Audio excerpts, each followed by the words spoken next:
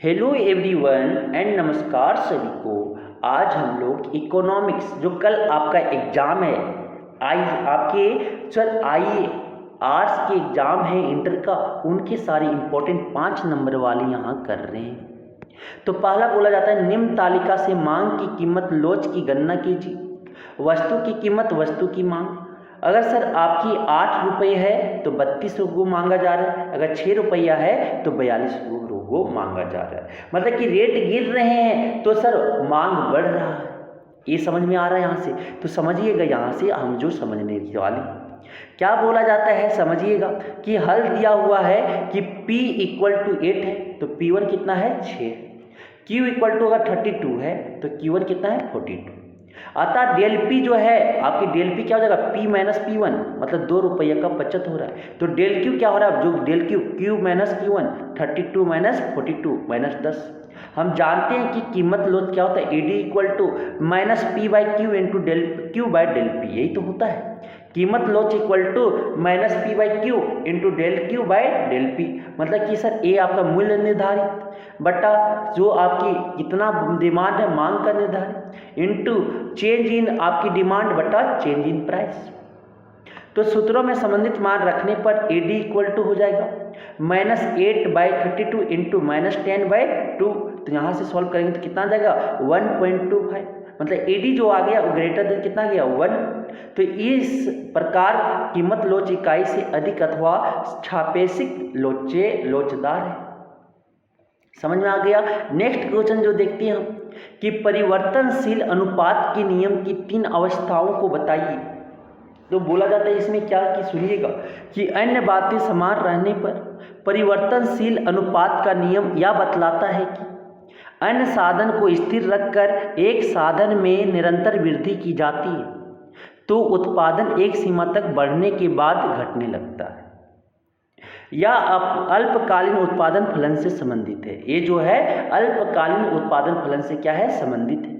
Professor बेनहम के अनुसार उत्पादन के साधनों के संयोग में एक साधन का अनुपात जैसे जैसे बढ़ाया जाता है वैसे वैसे एक बिंदु के बाद उस साधन का सीमांत और औसत उत्पाद घटता जाता है। यह परिवर्तनशील अनुपात का नियम को बतलाता है। नियम की मान्यता है कि उत्पत्ति का अन्य साधन स्थिर तथा एक परिवर्तनशील है। स्थिर साधन अविभाज्य होते हैं। परिवर्तनशील साधन की समस्त इकाइयां समरूप होती हैं। तकनीकी स्तर में कोई परिवर्तन नहीं होता है। परिवर्तनशील अनुपात के नियम की मुख्यतः 3 अवस्थाएं होती है जिसे निम्नलिखित चित्र द्वारा दर्शाया जा सकता है। तो समझिएगा ये आपकी जो है पहला अवस्था, दूसरा अवस्था और तीसरा अवस्था। यहाँ TP है, यहाँ परिवर्तनशील साधन है, यहाँ सीमांत उत्पाद है, यहाँ AP एंड MP है। MP AP आपके TP सर y एक्सिस पे है, सीमांत उत्पाद और परिवर्तनशील साधन x एक्सिस पे है। तो ये आपके जो जा रहे हैं कुछ इस तरह से कुल उत्पाद। तो पहला अवस्था, दूसरा अवस्था, तीसरा अवस्था में सर बढ़ रहा है, फिर क्या जैसे जैसे दाम बढ़ रहे हैं वो घट रहा है। और सर इसी तरह यहाँ पे जो MP है, यहाँ पे पहला अवस्था में सर ज़्यादा मांग था, दूसरा अवस्था में क्या हुआ उसका मांग घट गया, फिर तीसरा अवस्था में क्या हुआ इसका जो आपकी मांग था वो और ज़्यादा MP 0, मांग ही घट गया पूरा। समझ आ गए। नेक्स्ट क्वेश्चन चलते हैं। नेक्स्ट क्वेश्चन जो बोला जाता है आपका कि बढ़ते प्रतिफल की अवस्था। एक में पहला बढ़ते प्रतिफल की अवस्था। प्रथम अवस्था में स्थिर साधन के साथ जैसे जैसे परिवर्तनशील साधन की इकाइयों में वृद्धि की जाती है हमें बढ़ता हुआ उत्पादन प्राप्त होता है। परिवर्तनशील साधनों में वृद्धि होने पर स्थिर साधनों का पूर्ण विदोहन संभव होता है। परिणाम स्वरूप आरंभ में कुल उत्पाद, औसत उत्पाद, सीमांत उत्पाद तीनों बढ़ते हैं। अतः इस अवस्था को बढ़ते प्रतिफल की अवस्था कहा जाता है। घटते प्रतिफल की अवस्था।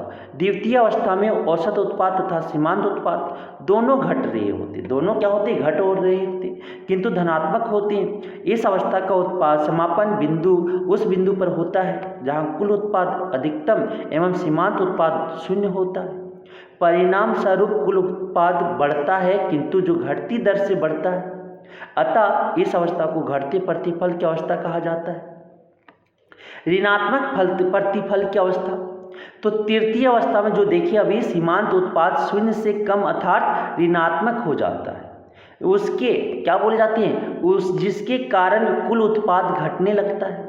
इस अवस्था में औसत उत्पाद भी घटता है किंतु धनात्मक होता है। घटती कुल उत्पादकता तथा ऋणात्मक सीमांत उत्पादकता के कारण इस अवस्था को ऋणात्मक प्रतिफल की अवस्था कहा जाता है। उपर्युक्त तीनों अवस्थाओं के कारण इस नियम को परिवर्तनशील अनुपात का नियम अथवा उत्पादन का घटना बढ़ता नियम के नाम से जाना जाता है। इसे उत्पत्ति ह्रास नियम का आधुनिक दृष्टिकोण भी कहा जाता है। दूसरा जो नेक्स्ट क्वेश्चन आएंगे आपके आ सकते हैं सर, एकाधिकार बाजार में मूल्य निर्धारण कैसे होता है। तो एकाधिकार बाजार की वह स्थिति है जिसमें किसी वस्तु अथवा सेवा का एकमात्र उत्पादक एवं विक्रेता होता है। निकट स्थानापन्न के अभाव के कारण उद्योग में अन्य फर्मों के प्रवेश पर कड़ा प्रतिबंध होता है।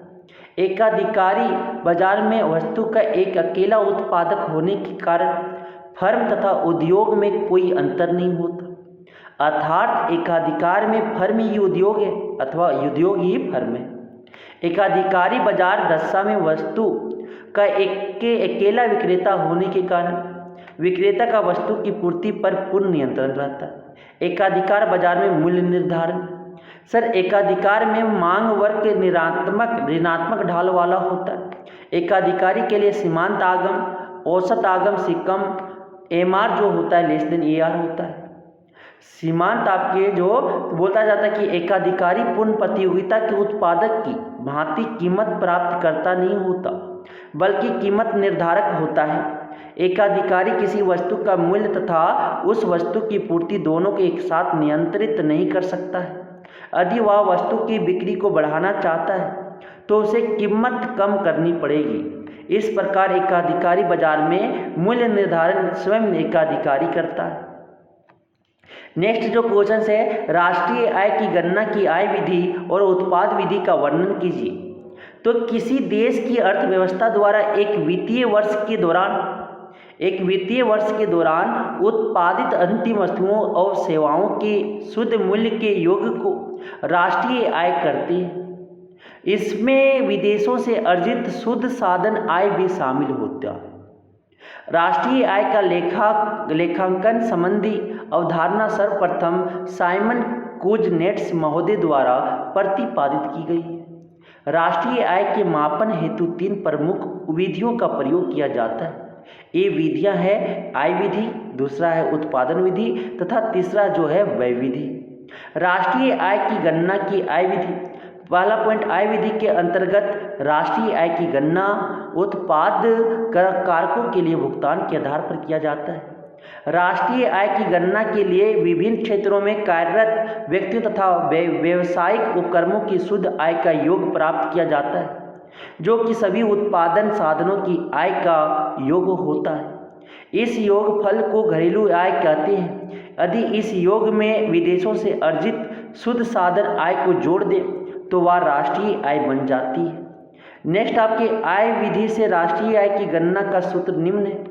राष्ट्रीय आय इक्वल टू मजदूरी प्लस लगान प्लस ब्याज प्लस लाभांश प्लस अवितरित लाभ प्लस निगम लाभ कर प्लस सार्वजनिक क्षेत्र का अवशेष प्लस मिश्रित आय प्लस विदेशों से अर्जित शुद्ध साधन आय। नेक्स्ट का आपकी जो बोला जाता है राष्ट्रीय आय की गणना की उत्पादन विधि। इस विधि को वस्तु सेवा विधि भी कहा जाता है।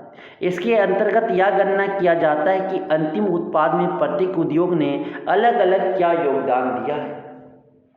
दूसरी बात, जो इस विधि के अंतर्गत किसी देश में एक वित्तीय वर्ष में उत्पादित अंतिम वस्तुओं एवं सेवाओं का मूल्य बाजार मूल्यों पर अज्ञात किया जाता है। इस प्रकार उत्पादित विधि के अंतर्गत राष्ट्रीय आय की गणना किसी देश में एक वर्ष में उत्पादित अंतिम वस्तुओं और सेवाओं का मूल्य बाजार मूल्य पर किया जाता है।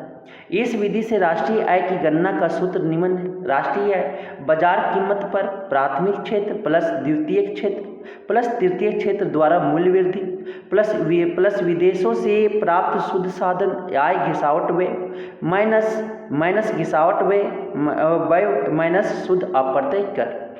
नेक्स्ट क्वेश्चन जो बोला जाता है आपका, संतुलित बजट, आधिकई बजट और घाटे के बजट की व्याख्या कीजिए।